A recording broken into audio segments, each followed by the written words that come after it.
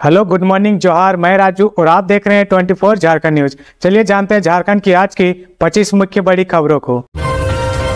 Flyover बनने के बाद भी रांची में जाम की समस्या जस के तस, आमजन परेशान। रांची में ट्रैफिक जाम की समस्या अब दैनिक संकट बन चुकी है। शहर के प्रमुख चौकों और सड़कों पर हर दिन घंटों लंबा जाम लगा रहा, जिससे आम जनजीवन अस्त व्यस्त हो गया। दोपहर 12 बजे से लेकर शाम तक कई मुख्य सड़कों पर जाम लगना आम बात हो गई है। स्थिति ऐसी है कि चाहे कम दूरी हो या ज़्यादा, लोगों को कहीं भी समय पर पहुंचने के लिए कम से कम 1 घंटे पहले घर से निकलना पड़ता है।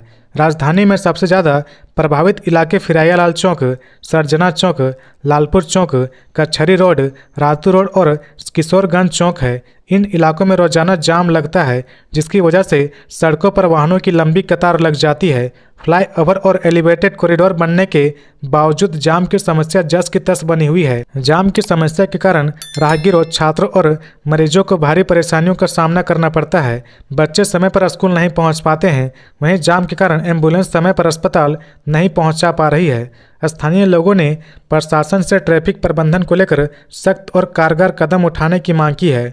लोगों का कहना है कि अगर समय रहते उपाय नहीं किया गया तो आने वाले दिनों में रांची में आवागमन और भी दुश्वार हो जाएगा। 16 अगस्त को नेमरा में होगा दिसोम गुरु का श्राद्ध क्रम। रांची ट्रैफिक पुलिस ने जारी की गाइडलाइन। रामगढ़ जिले के नेमरा गांव में 16 अगस्त 2025 को झारखंड के पूर्व मुख्यमंत्री और दिसोम गुरु स्वर्गीय शिबू सोरेन का श्राद्ध क्रम कार्यक्रम आयोजित किया जाएगा। इस मौके पर बड़ी संख्या में लोगों के जुटने की संभावना है। भीड़ और सुरक्षा को ध्यान में रखते हुए रांची ट्रैफिक एसपी की ओर से ट्रैफिक को लेकर जरूरी गाइडलाइन जारी किया गया है और मांझी ब्लॉक चौक से सिकिदरी होते हुए गोला रामगढ़ जाने वाले रास्ते पर सुबह 6 बजे से रात 12 बजे तक सभी छोटे और बड़े मालवाहक वाहनों की आवाजाही पूरी तरह से बंद रहेगी। सिल्ली और मूरी होकर गोला रामगढ़ जाने वाले मार्ग पर भी सुबह 6 बजे से रात 12 बजे तक मालवाहक वाहनों का प्रवेश और परिचालन पूर्ण रूप से प्रतिबंध रहेगा। रांची ट्रैफिक पुलिस ने आम लोगों और वाहन चालकों से अपील की कि वे इस दिन इन मार्गों से यात्रा करने से बचें और वैकल्पिक रास्तों का उपयोग करें। श्राद्ध क्रम कार्यक्रम को शांति और व्यवस्थित तरीके से संपन्न कराने के लिए यह कदम उठाया गया है। रांची में 22 अगस्त से शुरू होगी अग्निवीर भर्ती रैली। रांची के खेलगांव स्टेडियम में 22 अगस्त से 4 सितंबर 2025 तक अग्निवीर भर्ती रैली का आयोजन किया जाएगा। यह रैली झारखंड के युवाओं के लिए है और इसका संचालन सेना भर्ती कार्यालय रांची कर रहा है। भर्ती के लिए उम्मीदवारों को पुलिस अधीक्षक एसपी कार्यालय से जारी ऑनलाइन चरित्र प्रमाण पत्र लाना जरूरी है। किसी भी अन्य प्रकार का चरित्र प्रमाण पत्र मान्य नहीं होगा, इसलिए उम्मीदवार समय रहते इसे बनवा ले। सेना भर्ती निदेशक कर्नल विकास भोला ने बताया कि भर्ती प्रक्रिया पूरी तरह से पारदर्शी और निष्पक्ष होगी। उन्होंने युवाओं को चेतावनी दी कि किसी भी दलाल, बिचौलिए या फर्जी व्यक्ति के झांसे में न आए। चयन सिर्फ योग्यता और क्षमता के आधार पर होगा। किसी तरह की दलाली या रिश्वतखोरी की कोई जगह नहीं है। फैक्ट्रियों में अब रात में भी काम कर सकेंगी महिलाएं। राष्ट्रपति ने कारखाना संशोधन विधेयक पर लगाई मोहर। राष्ट्रपति द्रौपदी मुर्मू ने झारखंड की महिलाओं को अब बड़ी खुशखबरी दे दी है। दरअसल राष्ट्रपति द्रौपदी मुर्मू ने झारखंड में कारखाना संशोधन विधेयक 2023 पर अपनी स्वीकृति प्रदान कर दी है। इसके तहत अब राज्य की महिलाएं फैक्ट्रियों में रात में भी काम कर सकेंगी। झारखंड विधानसभा से पारित इस विधेयक को राज्यपाल ने स्वीकृति प्रदान की थी। उसके बाद राष्ट्रपति के अनुमोदन के लिए केंद्रीय गृह मंत्रालय को भेजा गया था और अब राष्ट्रपति के अनुमोदन मिलने के बाद राजभवन ने उसे राज्य सरकार को आवश्यक कार्रवाई के लिए भेज दिया। विधि विभाग से अधिसूचित होने के बाद यह संशोधन लागू हो जाएगा। बता दें कि इस संशोधन विधेयक को झारखंड विधानसभा में 2 अगस्त 2023 को ही पारित किया गया था। इस विधेयक में प्रावधान किया गया कि अब महिलाएं किसी फैक्ट्री में शाम 7 बजे से अगले दिन सुबह 6 बजे तक काम कर सकेंगी। इससे पहले महिलाओं को रात 12 बजे से सुबह 6 बजे तक किसी फैक्ट्री में काम करने की छूट नहीं थी। इस संशोधन विधेयक में यह प्रावधान किया गया कि किसी फैक्ट्री में सुरक्षा और बचाव जरूरी उपाय किए जाने के बाद महिलाओं को शाम 7 बजे से अगले दिन सुबह 6 बजे तक काम करने की अनुमति दी जा सकेगी। रांची में स्वतंत्रता दिवस समारोह की तैयारी पूरी। मोराबादी मैदान में राज्यपाल सुबह 9 बजे फहराएंगे तिरंगा। पूरा देश 79वें स्वतंत्रता दिवस के जश्न मनाने की तैयारी कर रहा। स्वतंत्रता दिवस के मौके पर रांची और दुमका में होने वाले राजकीय समारोह की तैयारी पूरी हो गई है। ऐतिहासिक मोराबादी मैदान में इस बार राज्यपाल संतोष कुमार गंगवार राष्ट्रीय ध्वज फहराएंगे। परंपरा के अनुसार हर साल स्वतंत्रता दिवस के मौके पर रांची के मोराबादी मैदान में मुख्यमंत्री झंडा तोलन करते रहे, जबकि राज्यपाल दुमका के पुलिस लाइन में झंडा तोलन फहराते हैं। लेकिन इस बार गुरुजी शिबू सोरेन के निधन की वजह से मुख्यमंत्री हेमंत सोरेन पुत्र धर्म का पालन करने में व्यस्त है। ऐसे में मोराबादी में झंडा तोलन राज्यपाल करेंगे। इस मौके पर राज्यपाल के हाथों विशिष्ट सेवा के लिए पुलिस पदाधिकारियों को सम्मानित भी किया जाएगा। स्वतंत्रता दिवस के अवसर पर होने वाले राजकीय समारोह के लिए मोराबादी मैदान सज धज कर तैयार है। सूचना एवं जनसंपर्क विभाग के उप निदेशक आनंद कुमार के अनुसार 15 अगस्त को होने वाले राजकीय समारोह के लिए सभी तैयारियां पूरी कर ली गई है। इस समारोह में शामिल होने के लिए आने वाले लोगों के साथ साथ मीडिया गैलरी से लेकर विशिष्ट अतिथियों के लिए भी जो आवश्यक तैयारी होती है वह पूरी कर ली गई है। कार्यक्रम स्थल पर प्रवेश के लिए अलग अलग द्वार बनाए गए हैं। पीआरडी के उप निदेशक आनंद कुमार ने बताया कि कार्यक्रम के दौरान निरीक्षण के क्रम में फोटोग्राफी करने वाले प्रतिनिधि मैदान में इधर उधर भाग दौड़ ना करें, बल्कि उनके लिए निर्धारित गैलरी से ही फोटोग्राफी करें और कार्यक्रम की मर्यादा को बनाने में सहयोग करें। बहरहाल स्वाधीनता दिवस के अवसर पर होने वाले कार्यक्रम को लेकर तैयारियां जोरों पर है। कैमरून में फंसे झारखंड के 19 मजदूरों ने सरकार से लगाई वतन वापसी की गुहार। अधिक पैसा कमाने के लालच में अफ्रीकी देश कैमरून गए बोकारो व हजारीबाग जिले के 19 प्रवासी मजदूर कई महीनों से फंसे हुए हैं। वहां की कंपनी उन्हें वेतन भी नहीं दे रही है। उनके पास खाने के लिए भी पैसे नहीं है। पैसे के अभाव में उनकी स्थिति नाजुक है। मजदूरों ने सोशल मीडिया पर वीडियो शेयर कर केंद्र व झारखंड सरकार से वतन वापसी की गुहार लगाई है। इन मजदूरों में से 11 को 4 महीनों और 8 को 2 महीनों से कंपनी ने वेतन भुगतान नहीं किया है, जिससे उनके समक्ष गंभीर संकट उत्पन्न हो गया है। मजदूरों ने सोशल मीडिया पर वीडियो शेयर कर अपनी दुर्दशा बताई है। उन्होंने सरकार से स्वदेश वापसी की गुहार लगाई है। साथ ही कंपनी से बकाये वेतन के भुगतान की मांग भी की है। प्रवासी मजदूरों के मुद्दे पर काम कर रहे सामाजिक कार्यकर्ता सिकंदर अली ने केंद्र सरकार और राज्य सरकार से मजदूरों की वतन वापसी के लिए पहल करने की मांग की है। उन्होंने कहा कि मजदूर ज़्यादा पैसा कमाने के लालच में विदेश जाकर फंस जाते हैं। सरकार को मजदूरों को पलायन रोकने के लिए रोजगार की व्यवस्था की जरूरत है। मंत्री दीपिका पांडे सिंह ने कहा, बची हुई महिलाओं को भी सरकार मैया योजना से लाभान्वित करने का करेगी काम। झारखंड में रह रहे सभी वर्गों के हितों का ख्याल हेमंत सोरेन के नेतृत्व वाली सरकार रख रही है। राज्य की जिन बहन बेटियों को मैया समान योजना का लाभ अब तक किसी कारणवश नहीं मिल पाया है, उसे इस योजना के दायरे में लाया जाएगा और लाभान्वित करने का काम किया जाएगा। यह कहना है झारखंड राज्य की ग्रामीण विकास मंत्री दीपिका पांडे सिंह का। पाकुड़ जिले के 2 दिवसीय दौरे पर पहुंची राज्य की ग्रामीण विकास मंत्री दीपिका पांडे सिंह कांग्रेस भवन में कार्यकर्ताओं के साथ सीधा संवाद कर रही थी। इस दौरान कई महिला कार्यकर्ताओं ने ग्रामीण इलाकों में मैया समान योजना के बारे में प्रकाश डाला तथा इस योजना से वंचित बहन बेटियों द्वारा योजना से लाभ लेने के लिए हो रही परेशानियों के बारे में अवगत कराया।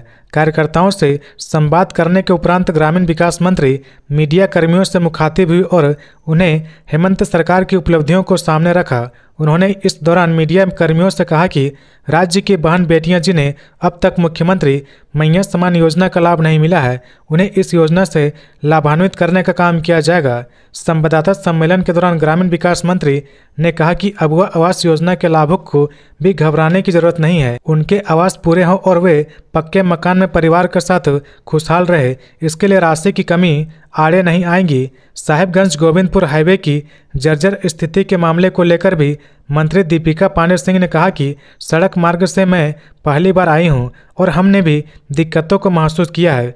मंत्री ने कहा कि अधिकारियों को सड़क दुरुस्त करने के लिए निर्देश किया जाएगा। SIR के मामले में ग्रामीण विकास मंत्री ने कहा कि इस मामले को लेकर इंडिया गठबंधन और खासकर हमारी पार्टी के वरिष्ठ नेता पुरजोर तरीके से उठाने का काम कर रहे हैं ताकि मतदाताओं का अधिकार छीना नहीं जा सके। 22 से 28 अगस्त तक चलेगा झारखंड विधानसभा का मानसून सत्र। 4 कार्य दिवस होंगे।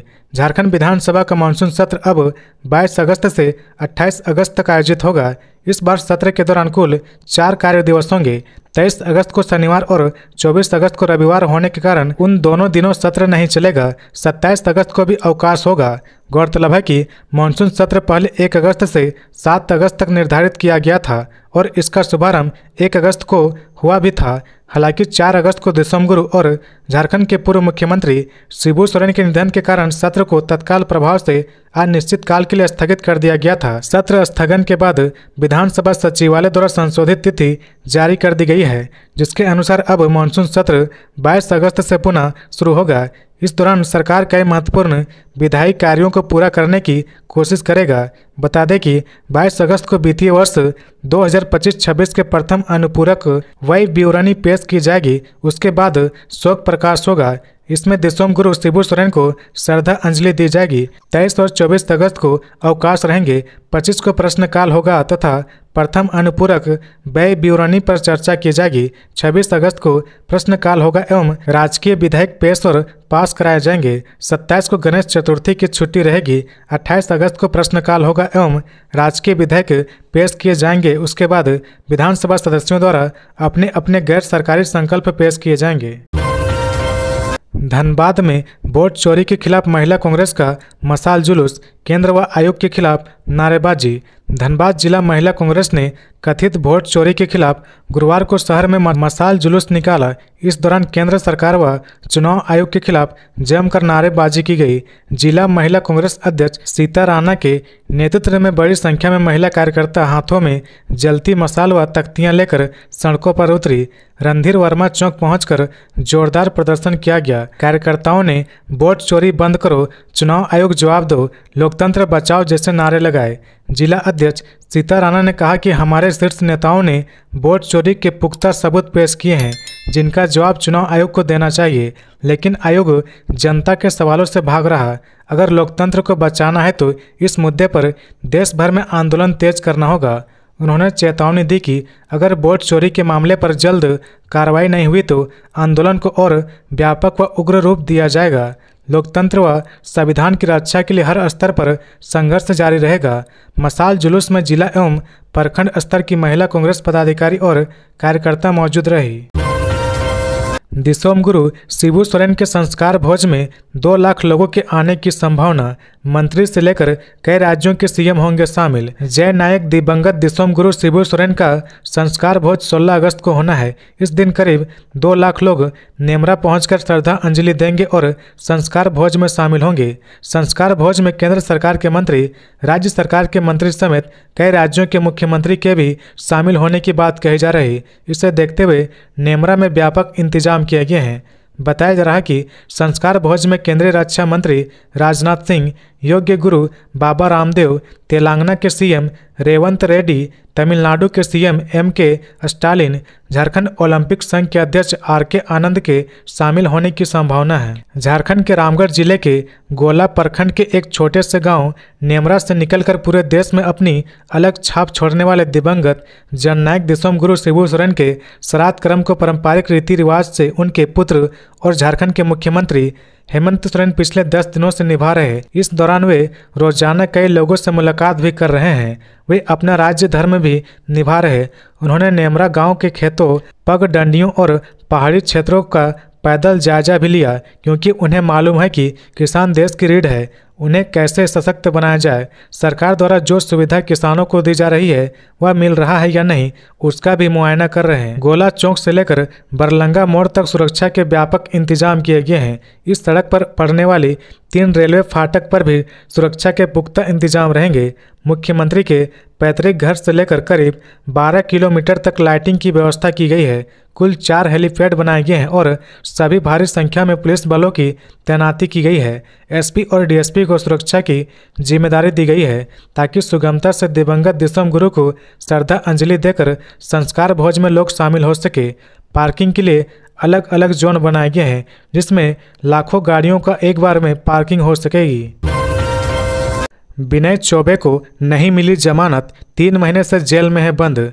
झारखंड हाईकोर्ट ने वरिष्ठ आईएएस अधिकारी विनय चौबे को बड़ा झटका दे दिया है। शराब घोटाले मामले में गिरफ्तार विनय चौबे की जमानत याचिका को कोर्ट ने खारिज कर दी है। कोर्ट के इस फैसले के बाद विनय चौबे को अब जेल में ही रहना पड़ेगा। हाईकोर्ट के न्यायाधीश जस्टिस संजय द्विवेदी की बेंच ने इस मामले की सुनवाई की। वहीं विनय चौबे की ओर से अधिवक्ता देवेश आजमानी ने अपनी बात रखी। बता दें कि विनय चौबे पर आरोप है कि वे राज्य में हुए बड़े शराब घोटाले में शामिल रहे हैं, जिसके बाद एसीबी ने बीते 20 मई को इससे जुड़े मामले में विनय चौबे को पूछताछ के लिए बुलाया था और पूछताछ के बाद गिरफ्तार कर लिया था और गिरफ्तारी के बाद से वे न्यायिक हिरासत में हैं। उन पर आरोप है कि इस घोटाले से सरकार को करोड़ों रुपए का नुकसान हुआ है। वहीं इसके जरिए कुछ लोगों ने अवैध तरीके से भारी कमाई की है। ईडी ने दावा किया कि मामले में इकट्ठे सबूत विनय चौबे की भूमिका को दर्शाती है। वहीं इन आरोपों के बाद उन्हें पद से निलंबित कर दिया है। विनय चौबे ने गिरफ्तारी के बाद इस मामले में दर्ज प्राथमिकियों को चुनौती देते हुए झारखंड हाईकोर्ट में जमानत याचिका दायर की थी। इसके तहत उनका कहना था कि गिरफ्तारी गैर कानूनी है और उन पर एफआईआर में लगाए गए आरोप बेबुनियाद है, लेकिन कोर्ट ने विनय चौबे की इस याचिका को खारिज कर दिया है। देवघर कोरियासा बाईपास पर हुआ हादसा, तेज रफ्तार ट्रक मिट्टी के मकान में घुसा, बाल बाल बच्चे घरवाले, चालक हुआ फरार। देवघर कोरियासा बाईपास पर गुरुवार सुबह एक तेज रफ्तार ट्रक अचानक बेकाबू होकर सड़क किनारे बने मिट्टी के मकान में जा घुसा। इस हादसे में मकान मालिक खोसो तुरी घायल हो गए। उनके पैर में गंभीर चोटें आई है। घटना के समय घर के अंदर बच्चे, महिलाएं और बुजुर्ग मौजूद थे, लेकिन सौभाग्य से सभी लोग बड़ी दुर्घटना से बच गए। प्रत्यक्षदर्शियों के अनुसार ट्रक की रफ्तार इतनी अधिक थी कि टकराते ही मिट्टी का बना पूरा मकान ढह गया। मलबे के बीच से परिवार के सदस्यों को ग्रामीणों ने सुरक्षित बाहर निकाला। हादसे के तुरंत बाद ट्रक चालक वाहन छोड़कर फरार हो गया। हादसे की खबर फैलते ही आसपास के गांव के लोग घटनास्थल पर पहुंच गए। बड़ी संख्या में ग्रामीणों के हादसे की खबर फैलते ही आसपास के गांवों से लोग घटनास्थल पर पहुंच गए। बड़ी संख्या में ग्रामीण के एकत्रित होने से देवघर गिरिडीह मुख्य सड़क पर यातायात बाधित हो गया। कई वाहन लंबे समय तक जाम में फंसे रहे। पुलिस ने मौके पर पहुंचकर भीड़ को हटाया और यातायात बहाल करने का प्रयास शुरू किया। स्थानीय लोगों का कहना है कि बाईपास पर भारी वाहनों की रफ्तार अक्सर बहुत तेज रहती है। हादसे के समय भी ट्रक असंतुलित होकर मकान में जा घुसा। ग्रामीणों ने बताया कि इस मार्ग पर बार बार ऐसी घटनाएं हो रही है, लेकिन गति नियंत्रण के लिए कोई ठोस व्यवस्था नहीं है। घटना की सूचना मिलते ही पुलिस टीम मौके पर पहुंची और मामले में जांच शुरू कर दी है। ट्रक को सड़क से हटाने के लिए क्रेन मंगाई गई। पुलिस ने बताया कि फरार ड्राइवर की पहचान कर उसे जल्द गिरफ्तार किया जाएगा।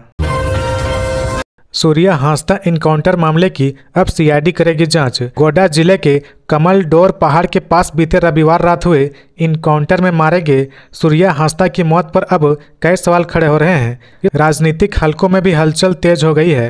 राज्य के कई नेताओं और विधायकों ने इस इनकाउंटर को संदेहास्पद बताया है। विधानसभा में नेता प्रतिपक्ष बाबूलाल मरांडी ने इसे इनकाउंटर नहीं बल्कि हत्या करार दिया है। मामले में बढ़ते विवाद के बीच अब झारखंड सीआईडी ने जांच की कमान संभाल ली है। गोड्डा पुलिस ने अपनी प्रारंभिक रिपोर्ट सीआईडी मुख्यालय को भेज दी है। गोड्डा एसपी ने बताया कि सूर्या हांसदा को देवघर जिले के नवाडी गांव से गिरफ्तार किया गया था। गिरफ्तारी के बाद पुलिस उसे हथियार बरामद करने के लिए राहड़ बड़िया पहाड़ ले जा रही थी। इसी दौरान सूर्या ने पुलिस से इंसास राइफल छीन ली और भागने की कोशिश की। उसने पुलिस पर फायरिंग भी की, जिसके जवाब में की गई कार्रवाई में वह मारा गया। सूर्या हांसदा ललमटिया थाना क्षेत्र का रहने वाला था और उस पर आपराधिक गतिविधियों में संलिप्त रहने के आरोप थे। साथ ही उसका राजनीतिक जुड़ाव भी रहा। वर्ष 2019 में वह बोरियो विधानसभा क्षेत्र से भाजपा की टिकट पर चुनाव लड़ा था, लेकिन 2024 में टिकट न मिलने पर उसने जेएलकेएम पार्टी से चुनावी मैदान में उतरने का फैसला लिया था। गिरफ्तारी के विरोध में ग्रामीणों का थाना घेराव। 2 दिन पूर्व एनटीपीसी परियोजना बैठक में हुआ था हिंसक विवाद। हजारीबाग जिले के बड़कागांव प्रखंड में तनाव एक बार फिर चरम पर पहुंच गया है। बीती रात बड़कागांव पुलिस ने हरली और बादाम इलाके से 5 लोगों को गिरफ्तार किया, जिसके बाद गुरुवार की सुबह सैकड़ों आक्रोशित ग्रामीण, जिसमें महिला और पुरुष दोनों शामिल थे, बड़कागांव थाना का घेराव कर दिया। थाने के सामने ही मुख्य सड़क पर ग्रामीणों ने जाम लगा दिया, जिससे छोटे बड़े सभी वाहनों का आवागमन पूरी तरह ठप हो गया। हालात को देखते हुए पुलिस बल की अतिरिक्त तैनाती की गई। आपको बताते चले कि 2 दिन पहले ही बड़का गांव में ग्रामीण और एनटीपीसी के वरीय पदाधिकारी के बीच हिंसक झड़प हो गई थी। यह झड़प बादाम कोल खनन परियोजना को लेकर आयोजित ग्राम सभा के दौरान हुई। मामला उस वक्त बिगड़ा जब महुगाई काला पंचायत के सुकुल खापिया गांव स्थित पंचायत सचिवालय में हो रही बैठक में भारी संख्या में ग्रामीण विरोध के लिए पहुंच गए। अचानक भीड़ उग्र हो गई और ग्रामीणों ने पथराव शुरू कर दिया। पथराव में बड़का गांव एसडीपीओ पवन कुमार, पुलिस निरीक्षक ललित कुमार, थाना प्रभारी कृष्ण कुमार गुप्ता के वाहनों समेत कई गाड़ियां क्षतिग्रस्त हो गई। इस हिंसा में कई पुलिसकर्मी, एनटीपीसी के अधिकारी और ग्रामीण घायल हुए। घायलों को इलाज के लिए हजारीबाग अस्पताल भेजा गया। घटना के बाद से ही प्रशासन की टीम घटनास्थल पर कैंप कर रही, लेकिन गिरफ्तारी के विरोध में गुरुवार की सुबह प्रदर्शन ने एक बार फिर इलाके में तनाव बढ़ा दिया है। फिलहाल पुलिस हालात पर नजर बनाए हुए है और सड़क जाम हटाने की कोशिश जारी है। रांची नगर निगम का एक्शन, कचहरी परिसर से डाब विक्रेताओं व अवैध नर्सरी को हटाया। रांची में गुरुवार को नगर निगम की इन्फोर्समेंट टीम ने कचहरी स्थित समारालय भवन के बाहर बड़े पैमाने पर अतिक्रमण हटाने का अभियान चलाया। सुबह से टीम अपने कर्मचारियों और जेसीबी मशीन के साथ मौके पर पहुंची और सड़क किनारे व फुटपाथ पर कब्जा जमाए डाब विक्रेताओं, अवैध नर्सरी लगाने वाले और अन्य वेंडर्स को हटाना शुरू कर दिया। अभियान के दौरान कई जगह गाड़ियां, ठेले और पौधे के मलबे जब्त किए गए। कुछ लोगों ने मौके पर ही सामान समेट लिया, जबकि कुछ को निगम की गाड़ी में भरकर ले जाया गया। निगम अधिकारियों ने सभी अतिक्रमण को सख्त चेतावनी दी कि अगर भविष्य में फिर से इस इलाके में कब्जा करते पाए गए तो जुर्माना और कानूनी कार्रवाई दोनों की जाएगी। निगम की इस कार्रवाई से समारालय के बाहर का इलाका काफी हद तक खुला और व्यवस्थित हो गया। स्थानीय लोगों का कहना है कि यहाँ रोजाना भीड़ और जाम की स्थिति रहती थी, लेकिन आज अभियान के तहत सड़क पर आसानी से आवाजाही हो रही है। वोट चोरी के विरोध में कांग्रेस का कैंडल मार्च, लगे वोट चोर गद्दी छोड़ के नारे। झारखंड में मतदाता सूची में कथित धांधली और वोट चोरी के खिलाफ कांग्रेस ने गुरुवार को अपने जन जागरण अभियान की शुरुआत कैंडल मार्च से की है। प्रदेश कांग्रेस अध्यक्ष केशव महतो कमलेश की अगुवाई में कांग्रेस भवन से अल्बर्ट टेका चौक तक निकाले गए इस मार्च में बड़ी संख्या में पार्टी नेता और कार्यकर्ता शामिल हुए। मार्च के दौरान केशव महतो कमलेश ने कहा कि मतदाताओं के अधिकारों से खिलवाड़ संविधान का अपमान है। भाजपा संवैधानिक संस्थाओं को कमजोर कर लोकतंत्र के मूल सिद्धांतों को बदलने की कोशिश कर रही है।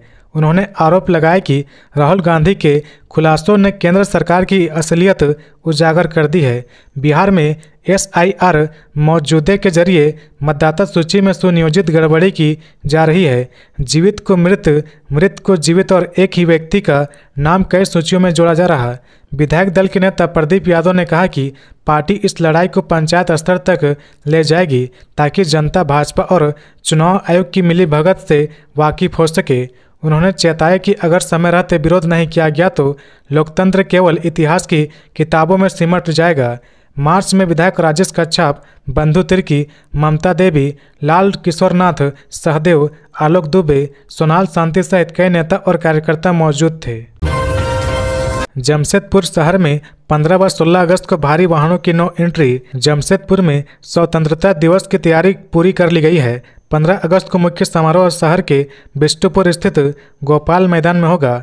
वहीं अगले दिन शनिवार को जन्माष्टमी धूमधाम से मनाई जाएगी। इसे देखते हुए प्रशासन ने 15 व 16 अगस्त को 2 दिन शहर में बसों को छोड़कर सभी प्रकार के भारी वाहनों के प्रवेश पर रोक लगा दी है। शुक्रवार व शनिवार को शहर में सिर्फ बसों का ही परिचालन हो सकेगा। जिला प्रशासन ने स्वतंत्रता दिवस और जन्माष्टमी को देखते हुए 15 व 16 अगस्त को शहर की ट्रैफिक व्यवस्था में बदलाव किया है। स्वतंत्रता दिवस पर 15 अगस्त की सुबह 6 बजे से रात 11 बजे तक और जन्माष्टमी पर 16 अगस्त की सुबह 6 बजे से रात 2 बजे तक शहर में बसों को छोड़कर सभी प्रकार के भारी वाहनों का प्रवेश वर्जित रहेगा। इसे लेकर ट्रैफिक पुलिस ने एडवाइजरी जारी कर दी है। बिजली वितरण बढ़ा रहा कंज्यूमर्स की बीपी, 1000 नहीं लाख नहीं थमा रहा 25 करोड़ का बिल। बिजली वितरण निगम का स्मार्ट मीटर उपभोक्ताओं को सुकून, चैन और आराम के लिए लगाया गया। वजह थी कि घर बैठे हो जाएगा, लाइन में घंटों खड़े होकर बिल जमा करने की नौबत नहीं आएगी। लेकिन जब से स्मार्ट मीटर लगा है तब से वितरण निगम का स्मार्ट मीटर उपभोक्ताओं की जान लेने पर तुल गया है। उपभोक्ताओं का बीपी बढ़ाना तो आम बात हो गई है, हार्ट फेल तक की नौबत आ रही है। वितरण निगम ने एक घर के मालिक को 2.5 महीने का बिल 27 करोड़ 48 लाख का थमा दिया है और मीटर रीडिंग 3 करोड़ 80 लाख 30,217 दिखा दिया है। वितरण निगम की ऐसी लापरवाही का सामना कमोबेश सभी उपभोक्ताओं को करना पड़ रहा। काम धाम छोड़कर बिजली ऑफिस का चक्कर लगाना पड़ रहा है। बिजली वितरण निगम के इंजीनियरों को भी स्मार्ट मीटर से जुड़े पूरे फंक्शन की जानकारी नहीं है। ऑनलाइन बिल पेमेंट जी का जंजाल बन चुका है, कभी एयर तो कभी सर्वर डाउन। वितरण निगम के तकनीकी कारणों के कारण भुगतान में देरी हुई तो उस पर फाइन यानी डीपीएस देना पड़ जाता है। वितरण निगम ने एक घर के मालिक को 2.5 महीने का बिल 27 करोड़ 48 लाख रुपए थमा दिया है और मीटर रीडिंग 3 करोड़ 80 लाख 30,217 दिखा दिया है। झारखंड के हर बूथ पर वोटों की चौकीदारी करेंगे कांग्रेस। मतदान केंद्रों पर नियुक्त होंगे बीएलए। वोट चोरी और एसआईआर के खिलाफ कांग्रेस ने सांसद से लेकर सड़क तक अपने आंदोलन को तेज कर दिया है। झारखंड कांग्रेस ने अपने स्तर से भी हर मतदान केंद्र पर वोटरों और वोटर लिस्ट की रखवाली करने की पूरी योजना पर काम करना शुरू कर दिया है। झारखंड कांग्रेस ने राज्य के 29,400 से अधिक मतदान केंद्रों पर नज़र रखने के लिए पार्टी के प्रति समर्पित कार्यकर्ताओं की हर मतदान केंद्र पर तैनाती की योजना बनाई है। ये कार्यकर्ता न सिर्फ अपने अपने मतदान केंद्र के वोटर लिस्ट पर नज़र रखेंगे बल्कि यह भी देखेंगे कि कोई गड़बड़ी तो नहीं की जा रही है। झारखंड कांग्रेस की योजना पार्टी के पंचायत और टोला कस्बा स्तर तक कांग्रेस की नीति सिद्धांतों में विश्वास रखने वाले कार्यकर्ताओं की पहचान कर उन्हें बड़ी जिम्मेदारी देने हैं। कांग्रेस के प्रदेश अध्यक्ष केशव महतो कमलेश के अनुसार राहुल गांधी के उठाए गए सवालों को ध्यान में रखकर हमारे समर्पित कार्यकर्ता वोटर लिस्ट पर अपनी नज़र रखेंगे। झारखंड कांग्रेस के विधायक दल के उपनेता राजेश कच्छाप ने कहा कि लोकतंत्र एक पवित्र चीज है। लोकतंत्र की विश्वसनीयता पर भाजपा के लोगों ने चुनाव आयोग के साथ मिलकर प्रश्न चिन्ह खड़ा कर दिया है। आज देश की जनता के साथ धोखा किया जा रहा। अब इससे दुर्भाग्य कहिए या कुछ और की संवैधानिक संस्थाएं भी अपना फर्ज ठीक से अदा नहीं कर रही है। झारखंड हाईकोर्ट का निर्देश, जेपीएससी संयुक्त सिविल परीक्षा में 5 सीटें रखे रिजर्व। झारखंड हाईकोर्ट ने जेपीएससी संयुक्त सिविल सेवा परीक्षा 2023 के रिजल्ट को चुनौती देने वाली याचिका पर सुनवाई की है। गुरुवार को दिव्यांग कोटे के अभ्यर्थी राहुल वर्धन की याचिका पर सुनवाई करते हुए न्यायाधीश जस्टिस आनंद सेन की अदालत ने सरकार को अगले आदेश तक 5 सीटों को रिजर्व रखने को कहा। सुनवाई के दौरान प्रार्थी के अधिवक्ता ने कोर्ट को बताया कि दिव्यांग अभ्यर्थी के लिए 13 पद थे, लेकिन सिर्फ 8 पदों पर ही नियुक्ति हुई है, जिसके बाद कोर्ट ने 5 सीटों पर नियुक्ति नहीं करने का निर्देश देते हुए जेपीएससी और राज्य सरकार को जवाब दाखिल करने को कहा। प्रार्थी की ओर से अधिवक्ता राजीव सिन्हा और रोहित सिन्हा ने बहस की। दरअसल झारखंड लोक सेवा आयोग ने सिविल सर्विस परीक्षा 2023 के लिए फरवरी 2024 में आवेदन लिए थे। इसके तहत डिप्टी कलेक्टर के 207 और डीएसपी के 35 पद समेत कुल 342 वैकेंसी निकाली थी। भर्ती में उम्मीदवारों को उम्र में 7 साल की छूट दी गई थी। रिक्त पदों में 155 पद अनारक्षित थे। जेपीएससी ने पिछले महीने ही परीक्षा का रिजल्ट जारी किया था। शिक्षकों के अंतर जिला तबादले का मामला पहुंचा हाईकोर्ट। 49 शिक्षकों ने दायर की याचिका। झारखंड में शिक्षकों के अंतर जिला तबादले को लेकर विवाद गहराता जा रहा है। फणींद्र मंडल समेत 48 शिक्षकों ने अपने तबादले के आवेदन खारिज किए जाने को चुनौती देते हुए झारखंड हाईकोर्ट में याचिका दायर की है। याचिका अधिवक्ता चंचल जैन के माध्यम से दाखिल की गई है। याचिकाकर्ताओं का कहना है कि ऑनलाइन टीचर ट्रांसफर पोर्टल पर उनके आवेदन केवल इस आधार पर खारिज कर दिए गए कि उनके जीवन साथी पति या पत्नी सरकारी कर्मचारी नहीं है, जबकि राज्य सरकार के मेमो नंबर 1607 दिनांक 7 जुलाई 2023 में स्पष्ट प्रावधान है कि अनुबंधित कर्मचारी के रूप में कार्यरत जीवन साथी वाले मामलों को भी दंपति स्थानांतरण श्रेणी में शामिल किया जाएगा। शिक्षकों का आरोप है कि यह कार्रवाई राज्य सरकार की स्वीकृति नीति के विरुद्ध है और समान परिस्थितियों में वर्ष 2024 में कई अन्य शिक्षकों को दंपति स्थानांतरण का लाभ दिया गया है, जबकि याचिकाकर्ताओं को वंचित रखा गया। सभी याचिकाकर्ता वर्तमान में राज्य के विभिन्न जिलों में प्राथमिक और माध्यमिक विद्यालय में कार्यरत है और उन्होंने जीवन साथी के कार्यस्थल वाले जिले में तबादले के लिए आवेदन दिया था। याचिका में हाईकोर्ट से मांग की गई कि संबंधित अधिकारियों को निर्देश दिया जाए कि वे स्थानांतरण नीति के अनुसार उनके आवेदनों पर पुनर्विचार करें और उन्हें भी वही लाभ प्रदान करें जो पहले समान परिस्थितियों वाले शिक्षकों को दिया जा चुका है। राजस्व लक्ष्य पूरा करने व आय बढ़ाने को लेकर नगर निगम की बैठक। गुरुवार को रांची नगर निगम कार्यालय में राजस्व शाखा की एक महत्वपूर्ण बैठक हुई, जिसकी अध्यक्षता अपर प्रशासक संजय कुमार ने की। बैठक का मुख्य उद्देश्य वित्तीय वर्ष 2025-26 के राजस्व संग्रहण के लक्ष्यों को समय पर पूरा करना और नगर निगम की आय बढ़ाने के नए तरीके तलाशना था। चर्चा के दौरान यह तय किया गया, बकाया कर वसूली के लिए विशेष अभियान चलाया जाएगा। नए राजस्व स्रोतों की पहचान कर उन पर काम किया जाएगा। कर वसूली प्रक्रिया को आसान और तेज बनाने के लिए तकनीकी संसाधनों का ज़्यादा इस्तेमाल होगा। कर न देने वालों पर सख्त कार्रवाई की जाएगी। अपर प्रशासक ने सभी कर्मचारियों और एजेंसी को निर्देश दिया कि तय समय में लक्ष्य हासिल करने के लिए पूरी ईमानदारी और सक्रियता से काम करें, ताकि नगर निगम की वित्तीय स्थिति मजबूत हो सके और शहर की विकास योजनाओं को समय पर पूरा किया जा सके। देवघर में 4 साइबर अपराधी गिरफ्तार, मोबाइल व सिम कार्ड जब्त। देवघर पुलिस ने जिले के अलग अलग थाना क्षेत्र से 4 साइबर अपराधियों को गिरफ्तार किया है। उनके पास से 5 मोबाइल व 6 सिम कार्ड बरामद किया गया है। साइबर थाना के पुलिस ने गुप्त सूचना के आधार पर छापेमारी कर इन्हें पकड़ा है। पुलिस की पूछताछ में आरोपियों ने अपना अपराध स्वीकार किया है।